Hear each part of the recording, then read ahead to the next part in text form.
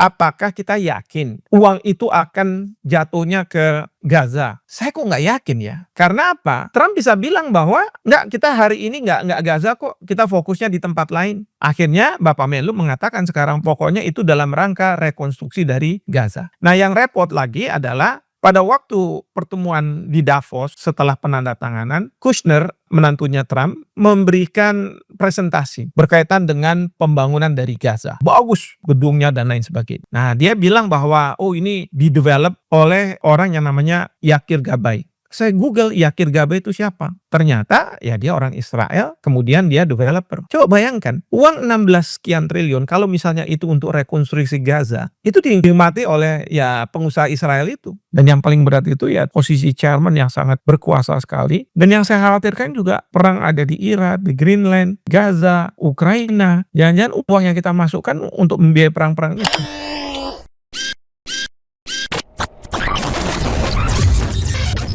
Saya akan mulai dari, perspektif hukumnya ya. Kok tiba-tiba muncul nih BOP, mungkin Bapak Ibu, tidak mengikuti. Nah, saya izin share, di apa namanya, di sini. Eee, Pertama adalah adanya, UN Security Council ya. Jadi Security Council, Dewan Keamanan PBB mengeluarkan tanggal 17 November 2025 itu resolusi 2803. Nah, resolusi ini mengatakan bahwa memang ada yang namanya Board of Peace ya. Jadi kalau misalnya kita lihat di poin 2 dari, resolusi ini disebutkan welcomes the establishment of Board of Peace as a transitional administration with international legal personality that will set the framework and coordinate funding for the redevelopment of Gaza pursuant to the comprehensive plan. Jadi pendirian dari BOP ini sebagai pemerintahan transisi, transitional administration yang dalam konteks melakukan redevelopment of Gaza, ya kan? Pursuant to comprehensive plan. Nah, ini kita tahu nih, jadi, Board of Peace ini sebenarnya dalam konteks Gaza, ya. Tetapi kalau Bapak Ibu perhatikan di dalam, piagam dari BOP, Board of Peace, ya, ini saya ambilkan ya, the full text dari Charter of Trump's Board of Peace. Nanti Bapak Ibu bisa Google aja. Nah, coba Bapak Ibu lihat nih, di pasal 1, purpose and function. The Board of Peace as an international organization that seeks to promote stability, restore dependable and lawful governance, and securing enduring peace in areas affected or threatened by conflict. Jadi di wilayah-wilayah yang terdampak atau terancam dari konflik. Nggak cerita tentang Gaza. Coba kalau Bapak Ibu search gitu ya, ada nggak kata Gaza di sini? Nggak ada Bapak Ibu sekalian. Ya. Jadi saya mau mengatakan bahwa BOP yang ada di dalam resolusi Dewan Keamanan PBB dengan BOP yang dibuat oleh Trump sama pemerintahannya itu jelas berbeda. Namanya boleh sama, tapi isinya sama sekali berbeda. Ya. Nah, ini yang mengatakan, Ibu Dina ya, dari Paramadina kalau saya tidak salah, eee, mengatakan bahwa ini dibajak ini istilah BOP oleh Trump, begitu. Nah, belum lagi kalau saya melihat, Board of Peace ini, coba dilihat nih di pasal, tadi, Pak Yusuf Kalla, sudah menyampaikan bahwa berkaitan dengan kedudukan dari Trump, ya. Ini dia sebutnya artikel 3.2 chairman. A katanya, Donald J. Trump shall serve as inaugural chairman of the Board of Peace. Jadi dia akan menjadi inaugural chairman of the Board of Peace. And he shall separately serve as inaugural representative of the United States of America. Ya kan? Artinya apa? Trump itu mempunyai 2 kedudukan, satu sebagai chairman, satunya lagi sebagai wakil dari Amerika Serikat, sebagai kepala pemerintahan. Mungkin Trump mengatakan, 3 tahun ke depan, saya bisa pensiun, saya udah nggak bisa lagi dipilih lagi, tidak lagi jadi presiden. Tapi saya masih memegang nih peran saya sebagai chairman dari Board of Peace. Kenapa? Sebagai chairman, dia hanya bisa ya di-replace ya, replacement of the chairman may occur only following voluntary resignation. Kalau secara sukarela dia mengundurkan diri or as a result of incapacity. Ya, atau karena dia tidak mampu lagi. Ya, karena dia meninggal, mungkin karena dia sakit, kena stroke dan lain sebagainya. Ya, itu incapacity. Ya. Jadi seperti ini, saya kaget terus terang waktu saya baca piagam ini. Karena apa? Kalau kita dulu pernah mendengar presiden seumur hidup, sekarang ini Trump itu mendudukkan diri sebagai chairman seumur hidup. Ya, dari sebuah organisasi internasional. Saya sebagai pengajar hukum internasional sudah sekian tahun gitu, puluh tahun, itu tidak pernah menemukan ada organisasi internasional yang chairman-nya itu pribadi. Chairman itu biasanya, perwakilan dari negara, ya. Even kalau sekjen itu pribadi yang dipilih oleh anggota, tetap dia punya masa jabatannya, nggak bisa sesuka-suka hati. Nah ini enggak. Belum lagi Bapak Ibu sekalian, sekarang Trump dengan gagahnya bisa mengatakan, "Saya sebagai chairman, kalau misalnya di Iran bermasalah, saya datangi kapal induk. Kalau nanti di Ukraina bermasalah, saya bisa datangkan pasukan saya. Di Kolombia, di Kuba, ya, bahkan kemudian juga di Gaza sekarang ini terjadi insiden." Tapi pertanyaan saya, kalau misalnya Trump sudah selesai sebagai presiden, kan dia bukan lagi supreme commander, bukan panglima tertinggi dari Amerika Serikat. Pertanyaannya, bisa nggak sebagai chairman dia menginstruksikan, ya, presiden Amerika, "Tolong kamu kirim pasukan ke sini, pasukan ke situ." Menurut saya nggak bisa. Terlebih lagi kalau misalnya dalam 3 tahun mendatang ternyata Partai Demokrat yang menang. Bahkan kalau misalnya midterm election nanti di Kongres, itu ternyata yang memenangkan, midterm election ini adalah dari Partai Demokrat. Artinya Kongres akan lebih banyak diisi oleh dari Partai Demokrat. Itu Trump sudah bilang sama anggota Partai Republik, "Kamu harus menang pokoknya. Kalau kamu tidak menang, maka saya akan menghadapi impeachment." Karena Kongres akan diisi oleh Partai Demokrat. Nah, artinya apa? Kalau misalnya 3 tahun nggak selesai, ini gimana nih Board of Peace ini? Trump sebagai chairman, apakah dia punya kewenangan untuk kemudian seperti sekarang dia sebagai presiden dari Amerika Serikat, sebuah negara adidaya. Chairman nggak ada apa-apanya mungkin pada saat itu, mengingat. Nah itu yang jadi permasalahan. Tapi Bapak Ibu sekalian, menurut pasal 11 dari Board of Peace ini, dikatakan bahwa negara-negara yang sudah tanda tangan, maka itu sudah berlaku bagi mereka. Ya. This charter shall enter into force upon expression of consent to be bound by 3 states. Pokoknya ada 3 negara, langsung charter ini akan berlaku. Nah, states required to ratify, ya, accept or approve this charter through domestic procedure, termasuk kita nih, karena ini masalah yang berkaitan dengan masalah kedaulatan, masalah, berkaitan dengan norma baru karena ada chairman yang diduduki oleh orang begitu ya. Menurut pasal 10 Undang-Undang, Perjanjian Internasional itu harus mendapat pengesahan dari DPR. Nah, di sini dikatakan states required to ratify, termasuk kita, through domestic procedures, agree provisionally, setuju untuk sementara, apply the terms of this charter. Ya. Jadi kita ini sudah tanda kutip menjadi anggota dari Board of Peace ini. Ya, kecuali unless such states inform the chairman at the time of designation that they are unable to do so. Kan kita nggak menyampaikan ke chairman, artinya kita sudah nih. Nah, pertanyaan saya nih, kalau kita sudah, ini kemarin tanggal 31 Januari, Israel menyerang Gaza, ya. Di situ ada 31 orang, perempuan dan anak-anak termasuk di dalamnya, yang meninggal. Pertanyaan saya, kita Indonesia bisa apa? Karena kita udah berlaku nih BOP ini.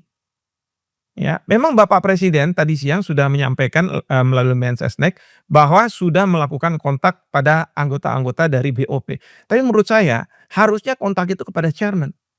Karena kalau Bapak Ibu perhatikan, di sini posisi chairman itu sangat luar biasa dalam pengambilan keputusan, ya. Jadi kalau misalnya saya lihat di pasal 3 dari Piagam ini, eee, pasal 4 ya, di Piagam eee, ini dikatakan bahwa, sebentar pasal 3 dulu, bagusnya pasal 3 dulu, enggak pasal 4 nih. Executive Board ya, Executive Board shall be selected by chairman. Chairman yang menentukan siapa yang jadi Executive Board. Bukan negara-negara anggota, bukan, chairman. Ya. Lalu kemudian, the chief executive shall convene ini, following ini, ya. Decision of the executive board shall be made by majority of its member present and voting, including ini. Strategy shall go effect immediately, subject to veto by chairman. Jadi ada vetonya chairman juga di sini, ya kan?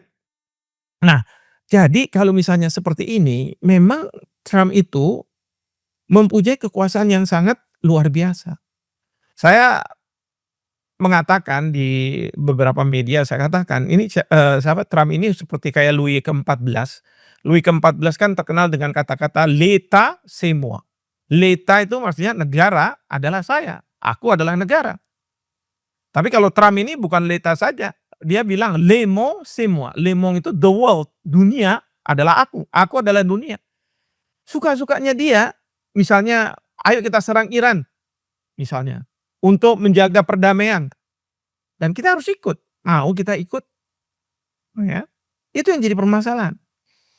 Nah, jadi Bapak Ibu, dan saudara-saudara sekalian, ini kalau saya bandingkan antara, resolusi di Dewan Keamanan PBB yang membentuk Board of Peace dengan Board of Peace itu sendiri.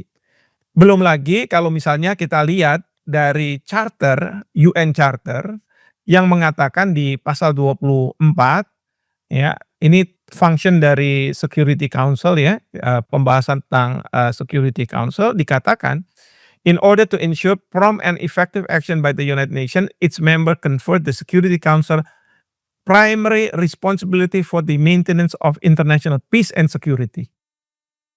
Jadi kalau misalnya masalah perdamaian dan keamanan internasional itu urusannya di PBB, Dewan Keamanan. Nah, sekarang ada Board of Peace. Ini bukannya nanti berlawanan ini, ya. Presiden Macron itu sudah mengatakan bahwa, "Oh sorry kita nggak bisa ikut nih." Karena apa? Keterkaitannya sama PBB seperti apa? Kalau PBB memang ada hak veto di situ di UN Security Council, tapi kan diwakili oleh negara, bukan orang, pribadi. Kalau diwakili oleh negara, walaupun itu orang, ya tergantung nanti pemerintahan di negara tersebut, ya. Kadang-kadang kebijakannya lebih suka perang atau tidak suka perang, ya tapi kan negara dan itu dipilih oleh rakyat. Jadi Bapak Ibu dan saudara-saudara sekalian, ini yang menjadi masalah. Nah, belum lagi pada waktu masih di Davos, Pak Menlu mengatakan bahwa kita masih belum bayar. Mungkin karena kita masih 3 tahun. Tapi sekembalinya beliau dari Davos, di Jakarta beliau mengatakan bahwa kita akan bayar 1 miliar itu. Nah, pertanyaannya uang dari mana? Dari APBN 16 triliun, 16, sekian triliun, ya. Kurs rupiahnya kan 16.000 sekian gitu. Nah, jadi, ini udah mau di-store. Nah, saya bilang kalau misalnya di-store pertanyaannya adalah apakah kita yakin uang itu akan jatuhnya ke Gaza? Saya kok nggak yakin ya. Karena apa? Trump bisa bilang bahwa "Enggak, kita hari ini nggak Gaza kok, kita fokusnya di tempat lain." Akhirnya Bapak Menlu mengatakan sekarang pokoknya itu dalam rangka rekonstruksi dari Gaza. Nah yang repot lagi adalah pada waktu pertemuan di Davos setelah penandatanganan, mmm, Kushner, menantunya Trump, itu memberikan presentasi berkaitan dengan pembangunan dari Gaza. Ya, bagus gedungnya dan lain sebagainya. Nah, dia bilang bahwa, "Oh ini di-develop, digambar mungkin ya, oleh, orang yang namanya Yakir Gabay." Saya Google Yakir Gabay itu siapa? Ternyata ya dia orang Israel, kemudian dia developer. Coba bayangkan, uang 16 sekian triliun kalau misalnya itu untuk rekonstruksi Gaza, itu dinikmati oleh ya pengusaha Israel itu. Nah sayang kalau menurut saya kalau misalnya Indonesia boleh deh bangun nih, Gaza dengan Hutama Karya, Wijaya Karya, kan kita banyak perusahaan-perusahaan karya, membuka lapangan pekerjaan dengan 16 triliun itu oke, saya bilang nggak ada masalah.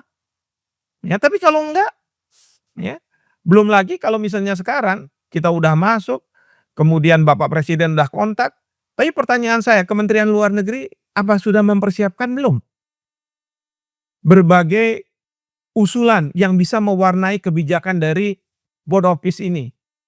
Ya, kalau enggak ya buat apa? Ya kan kita punya Wamenlu yang mengurusi khusus mengenai masalah Timur Tengah, ya kan? Nah, sudah diberdayakan belum?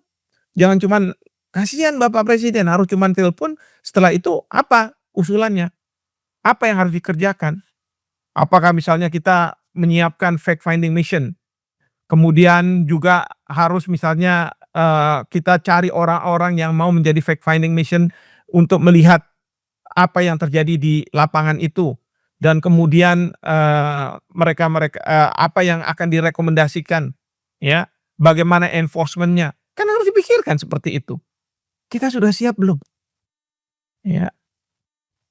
Jadi ini yang saya katakan, Bapak Presiden, kita punya presiden yang bagus, punya visi yang kuat, ini dan lain sebagainya. Kita anggap kita masuk dalam BOP kita bisa merubah, ya, ini merupakan opportunity, oke. Tapi kalau para birokratnya, kementerian yang nggak bisa apa-apa, selesai saya bilang. Selesai, nggak ada artinya, ya, nggak ada artinya. Ya, kalau kita masih terkaget-kaget nih, ya, para pejabatnya, ya, kaget-kaget, "Apa nih? Apa yang harus kita lakukan? Gimana ini?" Waduh, udahlah, nggak ada artinya. Jadi Bapak, Ibu, dan saudara-saudara sekalian, itu. Dan saya selalu mengatakan gini, Bapak, Ibu sekalian, kalau misalnya, apa namanya, terkait dengan Gaza ini kita juga harus hati-hati. Karena apa? Karena saya mohon maaf nih, saya ambil, apa namanya, sebentar ya. Eee, saya buat di Instagram saya, ini waktu kemarin hari mana, eee, hari Jumat saya diundang oleh Kompas, ini lebih berpihak pada Perdana Menteri. Jadi saya katakan bahwa Board of Peace ini kan chairman-nya Trump. Trump itu akan lebih berpihak kepada Perdana Menteri Israel. Nah, sementara Perdana Menteri Israel dia mengatakan bahwa tidak akan pernah berdiri negara Palestina. Saya coba, mainkan ini, mudah-mudahan suaranya terdengar. Kang Jana terdengar nggak nih? Lebih berpihak pada perdana Ada ada saya. ada. Netanyahu, dan baru-baru ini Netanyahu mengatakan bahwa jangan pernah bermimpi bahwa akan ada negara Palestina. Jadi selama saya menjabat. סיכמתי את זה סרטון, גם שמעתי את זה הרבה פעמים, גם ממני וגם מהם. יש רק אנשי פעולות, או שזה יעשה בדרך הקצר. אבל זה לא ניקוב, זה נפרס. אני שומע זה עכשיו את האמירות שנאפשר את שיקום עזה לפני הפירוז. זה לא יקרה. אני שומע שנכניס חיילים טורקים וחיילים קטרים לעזה. גם זה לא יקרה. אני שומע שאני אאפשר הקמת מדינה פלסטינית בעזה. זה לא קרה וזה לא יקרה. Jadi kalau misalnya Israel yang jadi salah satu anggota juga dari, apa namanya, board-nya ini, dia sudah sejak awal mengatakan bahwa saya tidak mau terjadinya berdirinya negara Palestina. Seperti Bapak Yusuf Kalla katakan, ini kan semua tergantung sama Israel. Ingat Bapak Ibu sekalian ya, waktu kita merdeka 17 Agustus 45, Belanda kan nggak mengakui, ya kan? Kita dapat pengakuan kemudian dari Mesir, kemudian dari sejumlah negara. Tetap aja kalau misalnya Belanda mengatakan bahwa kami melakukan tindakan polisionil, ya walaupun kita mengatakan enggak, Belanda melakukan agresi terhadap Indonesia. Baru pada waktu konferensi meja bundar tahun 1949 bulan Desember, ya terjadi itu yang namanya penyerahan kedaulatan. Artinya apa? Negara yang menduduki itu kalau dia nggak menyerahkan kedaulatannya, ya sampai kapanpun ya nggak akan terjadi. Nah sekarang kan kita tahu yang menduduki Gaza tepi barat itu siapa? Israel kan? Dan tadi kita sudah dengar bahwa Israel nggak mau yang namanya berdirinya negara Palestina. Sudah tegas. Kita mau berdebat gimana, kita mau dari dalam, kita mau struggle dari dalam, ya nggak mungkin menurut saya. Kalau posisinya udah seperti itu. Dan ini baru-baru saja nih Perdana Menteri Netanyahu menyampaikan. Karena dia bilang gini, iya boleh ada rekonstruksi, tapi harus ada perlucutan senjata terhadap Hamas. Nah sekarang kalau misalnya Hamas melihat ada serangan terhadap rakyat Palestina, dia bilang saya nggak mau dilucuti senjata saya. Apa yang memungkinkan saya untuk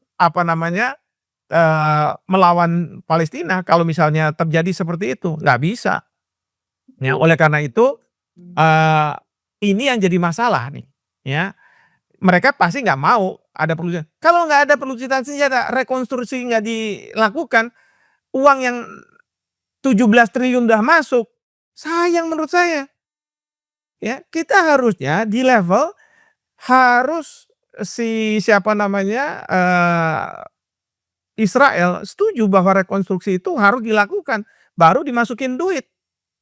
Ya, tapi saya bilang begini deh, sekarang ini posisikan kita sudah bergabung, tapi dengan catatan masih menunggu pengesahan dari DPR, kalau DPR setuju. Kalau menurut saya tetaplah dibuka opsi bahwa DPR setuju atau tidak setuju. Kita buying time aja. Ya siapa tahu suatu ketika nanti suatu hari ke depan Bapak Presiden mengatakan, "Wah kalau kayak begini repot nih. Udah saya dikritik dari dalam negeri, ini juga nggak jalan. Udahlah, kita keluar aja." Nah itu nanti Bapak Presiden bisa mengatakan ke DPR, "Udah deh DPR nggak usah kamu sahkan itu." Ya, sehingga apa? Kita kemudian tidak perlu masuk. Jadi opsi untuk kemudian DPR tidak setuju itu harus tetap dibuka. Kalau tidak itu sangat membahayakan gitu ya. Karena kita harus lihat nih dari waktu ke waktu. Jangan sampai kita kasih blank check gitu ya, bahwa pastilah terjadi perdamaian. Karena mungkin dalam pikiran Trump perdamaian itu berbeda dengan pemberian kemerdekaan. Ya mengarah kepada kemerdekaan Palestina. Damai sih bisa, tapi kalau Gaza dibuat bagus kayak begitu, rakyat Palestina kemudian tidak bisa membeli rumah yang sudah dibangun dan lain sebagainya karena sangat mewah, akhirnya nanti kan dibuka sama yang namanya developer, siapa yang mau deh silakan. Yang mau ternyata apa? Orang-orang Israel. Ya itu kan namanya sama aja resettlement bagi warga Israel di Gaza. Dan bagi Netanyahu itu alhamdulillah karena apa? Dengan demikian Gaza itu di bawah kendalinya dia. Karena sekarang ini maka dilakukan penghabisan, sekarang diakui ya 70.000 orang Palestina yang dihabisi. Itu diakui oleh Israel. Itu untuk bisa mengendalikan Gaza supaya Gaza itu nggak jadi momok untuk ke Israel, serangan-serangan dari Gaza ke Israel. Saya sih memang pendekatan saya hukum gitu ya. Tapi di balik itu sebenarnya ada satu kekhawatiran bahwa ada uang 17 triliun yang akan dimasukkan.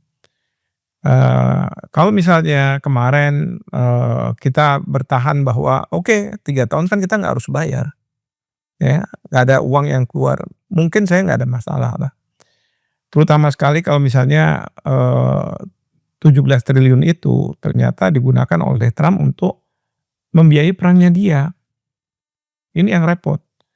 Ya, karena Trump udah tahu, dia kan misalnya sama NATO dia minta dinaikkan sampai 5% karena Trump selalu mengatakan bahwa kami nih Amerika Serikat nih selalu yang at the end of the day harus membayar, semua perang yang ada di dunia inilah kira-kira seperti itu.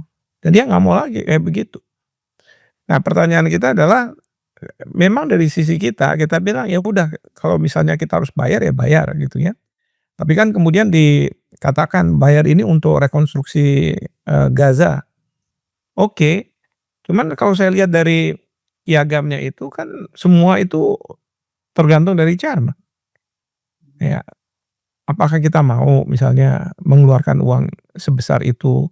Dan ingat loh, ini uang rakyat, pajak dari rakyat, ngumpulinnya juga nggak gampang, 17 sampai dengan 16-an triliun, 17 triliun. Menurut saya ini uang yang sangat besar.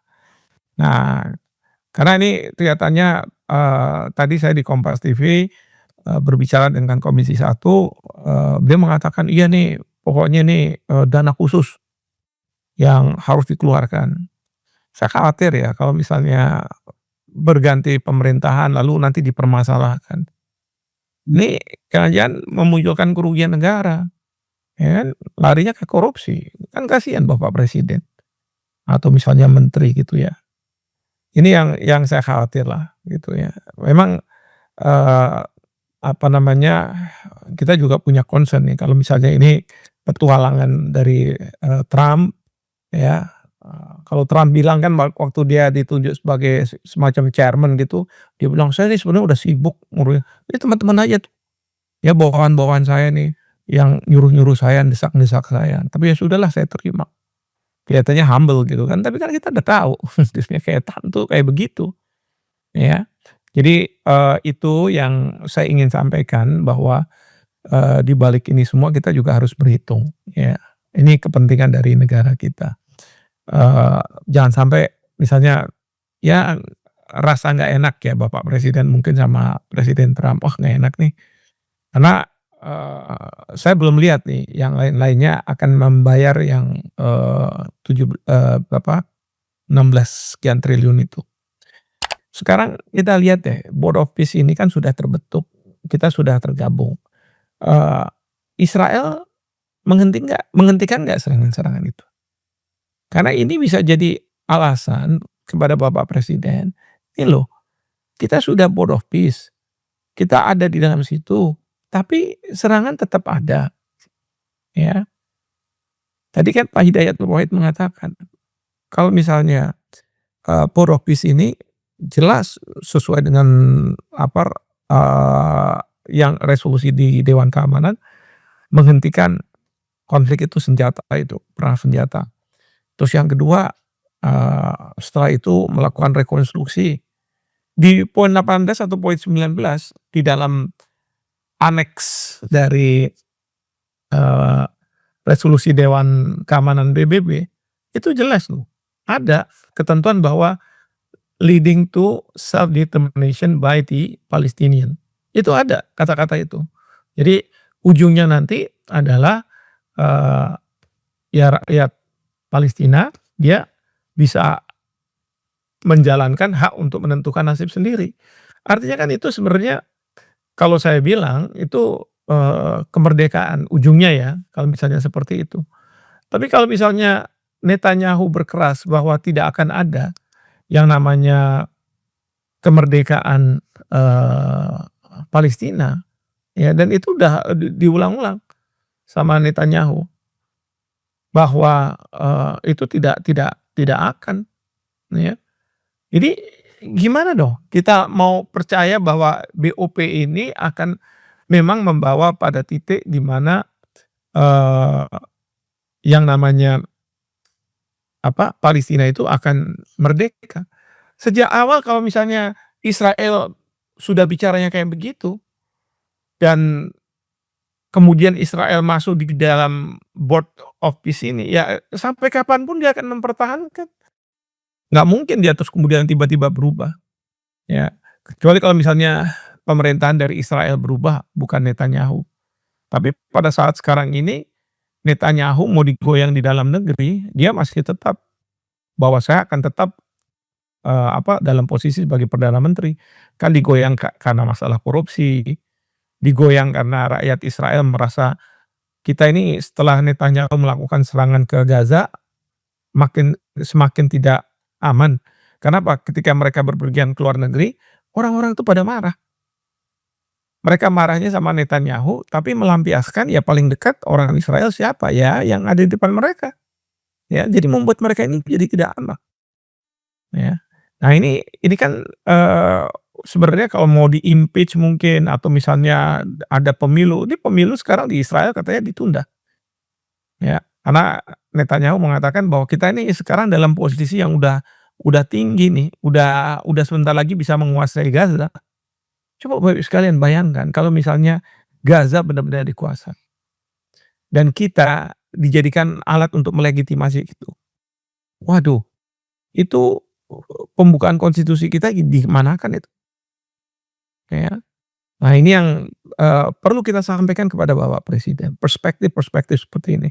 Saya juga nggak tahu lah ya, mungkin saya bukan orang yang tepat untuk menyampaikan hal seperti ini kepada beliau, tapi mungkin ada orang-orang yang bisa memberi pemahaman kepada beliau ini loh menjadi masalah. Dan yang paling berat itu ya tadi itu, posisi chairman yang sangat berkuasa sekali, ya. Kalau kita mau menjalankan politik luar negeri bebas aktif kita di kancah internasional itu bisa diveto, ya kan.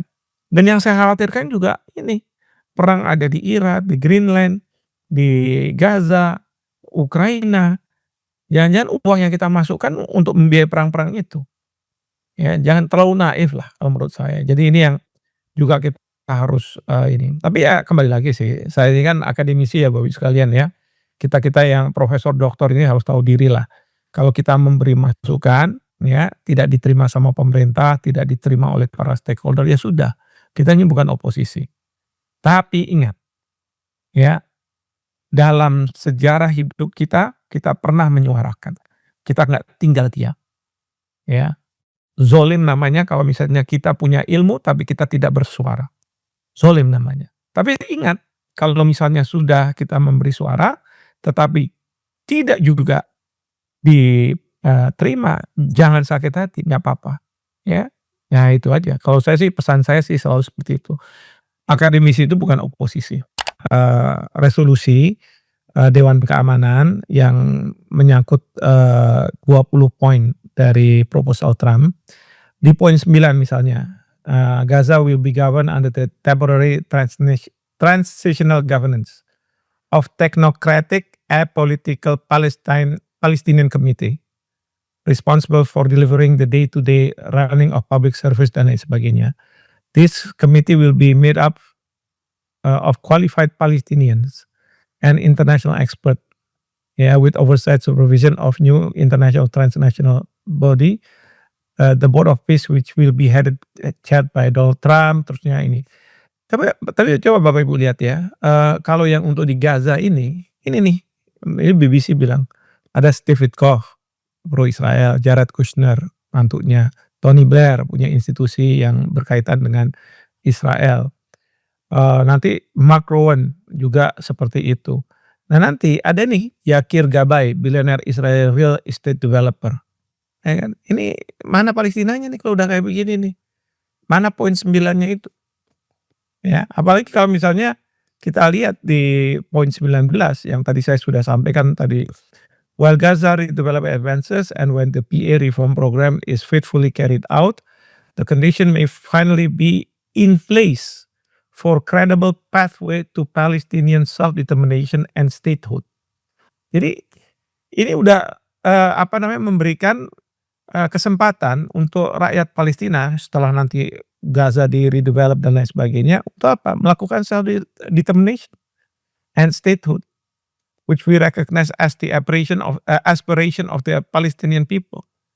Jadi jelas, tapi dari pidato yang tadi saya sampaikan, kepada Bapak Ibu sekalian, ya, itu kan, Trump lagi, siapa namanya, Netanyahu nggak akan memberikan kesempatan untuk itu. Nggak ada itu, ya kan. Jadi, ini yang saya katakan nih, kita nih dibajak gitu. Kalau misalnya Ya mohon maaf sekali ya, mungkin saya ini terlalu normatif, saya lihat pasal demi pasal. Karena bagi saya, ketentuan-ketentuan itu, kata atau kalimat itu adalah kata atau kalimat hukum, kata atau kalimat yang punya potensi untuk dipermasalahkan di lembaga-lembaga, peradilan lah begitu ya. Jadi saya harus cocokkan nih antara aturan dengan faktanya seperti apa, aturan faktanya seperti apa. Nah pertanyaan saya sekarang adalah, apakah ketika Bapak Presiden meratifikasi atau bukan meratifikasi, menandatangani, BOP itu, sudahkah teman-teman dari Kemlu melakukan kajian yang mendalam? Ini resolusinya seperti apa, piagam BOP-nya seperti apa, apakah kemungkinannya seperti apa dan lain sebagainya. Ini sudah dilakukan belum? Ya. Nah saya lihat misalnya Arab Saudi, memang dia udah taken, tapi dia buat reservasi-reservasi. Ya Bapak Ibu nanti bisalah tanya aja sama AI, apakah ada reservasi Arab Saudi terhadap, BOP? Ada. Nah pertanyaan kita adalah, kita Indonesia melakukan reservasi enggak?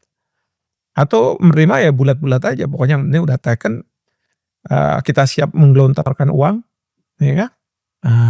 Ini yang saya, ya dari 16 sekian triliun itu mungkin juga ada uang saya juga kan, hasil kerja keras juga. Yang saya terus terang nggak rela kalau misalnya jatuh ke tangan, keuntungan untuk Israel dan lain sebagainya.